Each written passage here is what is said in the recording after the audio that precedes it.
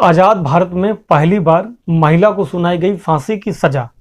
एक ऐसी लड़की जो अपने प्रेमी के साथ मिलकर अपने ही परिवार के 7 लोगों की बेरहमी से कुल्हाड़ी से 6 लोगों की काट के कर देती है हत्या, और उसके साथ ही साथ अपने 11 महीने के भतीजे को गला दबाकर कर देती है हत्या। जब बेटी ने ही मिलकर पूरे परिवार की कर दी हत्या। परिवार की हत्या करने के बाद परिवार में 7 लोग थे, 7 लोगों को कुल्हाड़ी से काट डाला। कुल्हाड़ी से काट कर हत्या कर देती है। हत्या करने के बाद इसमें एक मासूम बच्चा भी होता है जिसकी वह गला घोंटकर हत्या कर देती है। हत्या करने के बाद दोनों आरोपितों को फांसी की सज़ा सुनाई जाती है। यह फांसी की सज़ा इसलिए सुनाई जाती है क्योंकि उन पर 7 लोगों का आरोप था मौत के घाट उतारने का, कुल्हाड़ी से काटने का।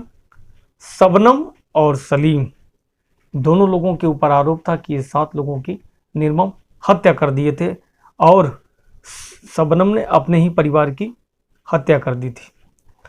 14 अप्रैल सन 2008 की वो काली रात जो कभी भूला नहीं जा सकता। अमरोहा वाले शायद ही उस दिन को, उस रात को भूल सकते हैं। 14 साल बाद भी उस कहानी को, उस मंजर को अगर याद करते हैं उसके गांव वाले, तो वह उनकी रूहें कांप जाती हैं।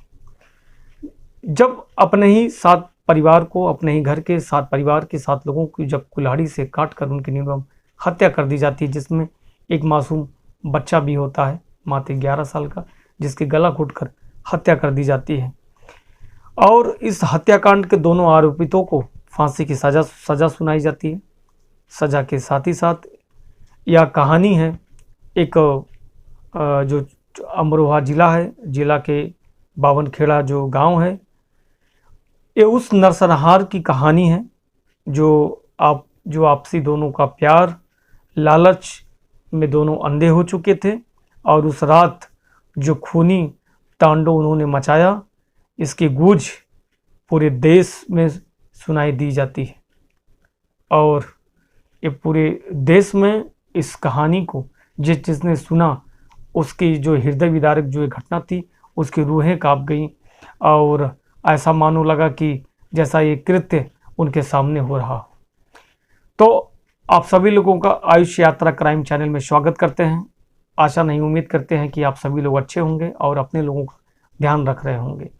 इस कहानी को सुनाने का हमारा मकसद किसी को ठेस पहुँचाना या किसी को दुखी करना नहीं, बल्कि क्राइम की दुनिया में आप सभी लोगों को सचेत और जागरूक करना है, ताकि आप अपने और अपने लोगों की देखभाल कर सकें।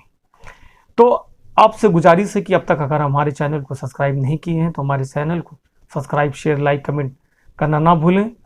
तो आज इस कहानी में हम आपको बताएंगे जो अमरोहा ज़िले का मामला है। कहानियाँ हमने बहुत सुनाई और कहानियाँ बहुत हमने लिखी, लेकिन आज की जो कहानी है ये दिल को दहलाने वाली कहानी है, जो रिश्ते को शर्मसार करने वाली कहानी है, जो आज आपको मैं बताने जा रहा हूँ। वास्तव में सुनकर आपके रोंगटे खड़े हो जाएंगे, आपकी रूह कांप जाएगी। यह हृदय विदारक जो घटना आई है अमरोहा ज़िले से आई है। चलिए आइए आज समझते हैं इस कहानी में कि इस कहानी में आखिर में ऐसा कौन सा मोड़ आ गया, या ऐसा क्यों करना पड़ा शबनम को सलीम के लिए, जो ये ऐसा कदम उठा लेती है। इस प्यार और लालच में ऐसा अंधा होना कि अपने ही लोगों की निर्मम हत्या, 7 लोगों की हत्या कर देती है। मुरादाबाद के मंडल अमरोहा ज़िले के बावनखेड़ी से गांव की रहने वाली, या बावनखेड़ी का मामला है, में रहने वाले एक शौकत जो एक कॉलेज के प्रवक्ता थे। उनका छोटा सा परिवार था, बहुत ही प्यारा परिवार था। उनका एक छोटा बेटा भी था जो MBA, और दूसरा बेटा इंजीनियर था। घर की बड़ी बेटी जो शबनम थी, और इनका जो दूसरा बेटा था वह इंजीनियर था, और जो शबनम थी या AA थी, जो भूगोल से की थी, इंग्लिश मीडियम था। इसी के साथ वह भूगोल में AA की थी। साथ ही वह एक स्कूल में शिक्षा मित्र के पद पर वो तैनात थी और पढ़ाती थी। परिवार जो उनका परिवार था बहुत ही शिक्षित परिवार था। शौकत की काफ़ी इज्जत थी इसी के साथ ही साथ उस कत्ल की रात पटकथा की समय या लिखी जा रही थी और उसे अंजाम दिया गया था 14 अप्रैल 2008 को। 14 अप्रैल 2008 की रात प्रेम प्रसंग बना हत्याकांड की वजह, जो दरअसल शबनम के गांव के ही एक युवक सलीम नाम का लड़का था, उसी से शबनम का प्रेम प्रसंग चल रहा था। दोनों प्यार में इतने अंधे हो जाते हैं कि इनको पूरे परिवार को हटाना पड़ जाता है। हटाने के लिए दोनों ने आपस में साजिश रचते हैं। उसी दिन जब यह इनकी अपने दिल दिमाग में जो भी इनका विचार चल रहा था कि इस घटना को कैसे अंजाम दिया जाए, अपने रास्ते को में आने वाले रोड़ा को कैसे साफ किया जाए या परेशानी को, उसी के साथ ही साथ या पूरे घटना को अंजाम देने के लिए ये सारी प्लानिंग की जा रही थी। जब हत्याकांड के मुख्य धारा सूत्रधार से शबनम ही, मेन शबनम ही थी, सारी अपने ही परिवार को अपने रास्ते से हटाने के लिए इसका सारा विचार और सारा षड्यंत्र या शबनम ही द्वारा रचा जा रहा था। शबनम ही उसकी सूत्रधार थी। शबनम ही ने उस रात के खाने में, खीर में उसने बेहोशी की दवा मिलाकर और सभी को उस खीर को खिलाया, लेकिन शबनम उस खीर को नहीं खाती है और सभी लोग जब उस खीर को खाकर बेहोश हो जाते हैं तो शबनम ने अपने प्रेमी को, सलीम को फ़ोन करके बुला लिया और दोनों मिलकर कुल्हाड़ी से परिवार के 6 लोगों की काटकर उनकी हत्या कर देते हैं। हत्या करने के बाद सलीम कुल्हाड़ी को तालाब में फेंक देता है। तालाब में फेंकने के बाद और वो वहाँ से चला जाता है। तभी शबनम अपने 11 महीने के भतीजे को जब देखती है तो अपने भतीजे को ही उसका गला घोंट देती है। पूरे घर में लाशें पड़ी थी। परिवार की हत्या के बाद शबनम गला फाड़ फाड़ कर रो रही थी और रोने का नाटक कर रही थी। पड़ोसियों ने जब आवाज़ को सुना तो पड़ोसियों ने पुलिस को सूचना दी। सूचना देने पर जब पुलिस पहुंचकर जब इस पूरे मंजर को देखती है तो वह पुलिस के रूह कांप जाती है। मकान में 4 अलग अलग कमरे थे। शौकत, उनकी पत्नी, उनके 2 बेटे, एक बहू, 2 बच्चे और सभी की लाशें वहां पर पड़ी थी। कुल मिलाकर 6 लोगों की गला काटकर हत्या कर दी गई थी, जबकि 11 साल का जो बच्चा था उसको गला घोंटकर उसकी जान ले ली गई थी। शौकत के परिवार में इकलौती जिंदा बची शबनम दहाड़े मार मार कर रो रही थी। इस सामूहिक हत्याकांड के खिलाफ लोगों में इतना गुस्सा था कि अगले ही दिन तत्कालीन मुख्यमंत्री, उस समय जो तत्कालीन जो मुख्यमंत्री होती हैं वो मायावती जी होती हैं, मायावती जी को शौकत के घर पर आना पड़ता है। पुलिस के शुरुआत से ही शबनम पर तो शक था ही। पोस्टमार्टम में रिपोर्ट में जब यह खुलासा होता है तो ये चौंकाने वाली पूरी घटना जो सामने आती है, जो सुनकर और जानकर सभी लोग दंग और हैरान रह जाते हैं कि नशीली दवा देने वाली की जो बात जो सामने आई थी। इसके बाद पुलिस जांच में एक सवाल यह भी उठाती है कि अकेली शबनम कैसे होश में रही। पुलिस का कहना था कि जब सभी लोग बेहोश की दवा खाकर जब बेहोश हो जाते हैं, बेहोशी की दवा खाकर जब खीर खाकर जब बेहोश हो जाते हैं, तो उस रात शबनम क्यों नहीं बेहोश हुई, ऐसा पुलिस वालों के द्वारा शक होता है शबनम पे। जब शक होता है तो ये शबनम सभी की हत्या हो गई तो शबनम कैसे बच गई। तो इसी से जब जांच अधिकारी इंस्पेक्टर आरपी गुप्ता ने जब शबनम से जब इस बारे में जब उससे तमाम बातें जब उससे पूछा गया तो शबनम की तमाम बातें झूठी साबित हुई। जब तमाम बातें जब झूठी साबित हुई तो शबनम ने अपनी कहानी में बताया कि वे रात को छत पर सो रही थी।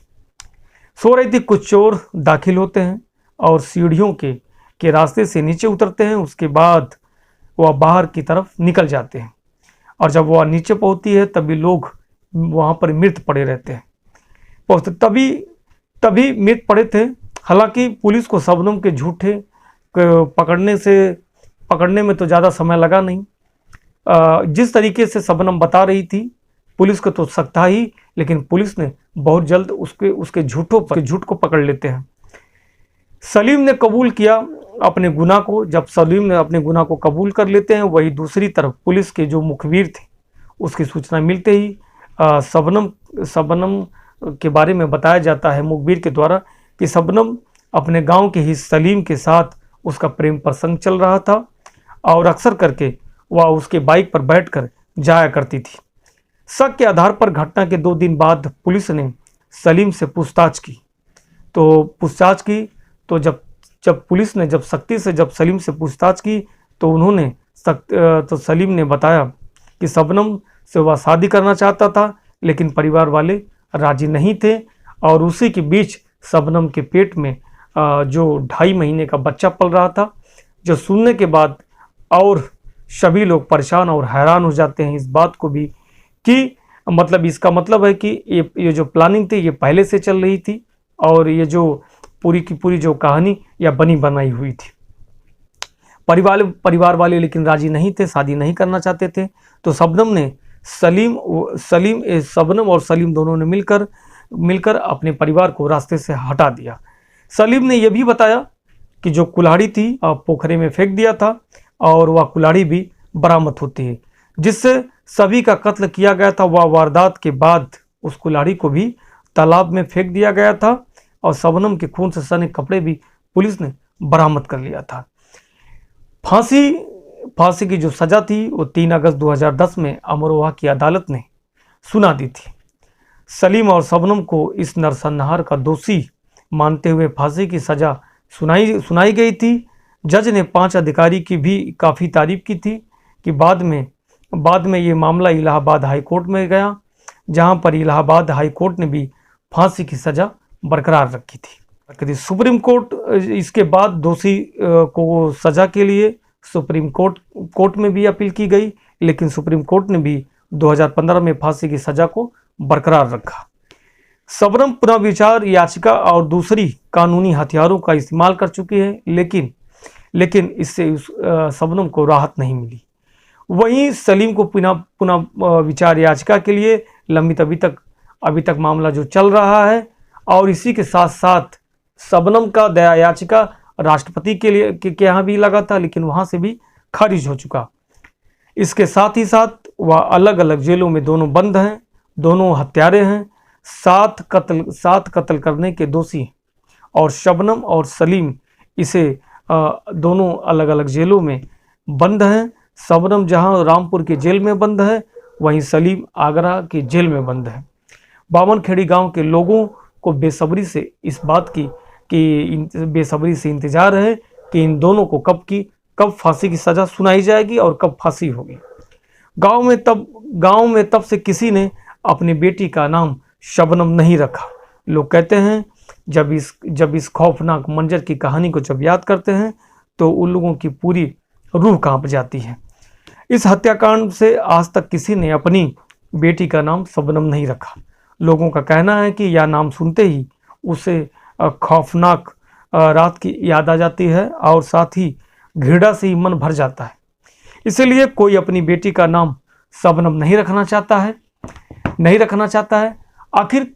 आखिर इस कहानी में सुनाने का हमारा एक ही उद्देश्य है, क्या शबनम इस कदर प्यार में अंधी हो जाती है कि जिसको अपने ना बाप, ना भाई, ना बहन, ना भाभी कोई नहीं सामने दिखता है। वही अपने ही परिवार को मारने के लिए शबनम ही प्लानिंग करती है और सलीम को बुलाती है और साथ ही साथ अपने भतीजे को चाहता उसकी भी कुल्हाड़ी से उसकी भी गला घोटकर उसकी भी निर्मम हत्या कर देती है। इस पूरे कहानी को सुनाकर आपको या किसी को ठेस पहुंचाना या किसी को दुखी करना नहीं है, बल्कि आपको इस क्राइम की दुनिया में सचेत और जागरूक करना। देखते रहिए आप आयुष यात्रा क्राइम चैनल। और तब तक आप सभी से मेरी गुजारिश है, एक बार फिर से आप सभी लोगों से गुजारिश है कि आप हमारे चैनल को ज़्यादा से ज़्यादा सपोर्ट, लाइक, सब्सक्राइब, शेयर करना ना भूलें, ताकि वीडियो का नोटिफिकेशन सबसे पहले आपको मिले। फिर मिलते हैं ऐसे ही कोई सच्ची घटना और कहानी के साथ। तब तक के लिए हम आपसे विदा चाहते हैं। जय हिंद, जय भारत।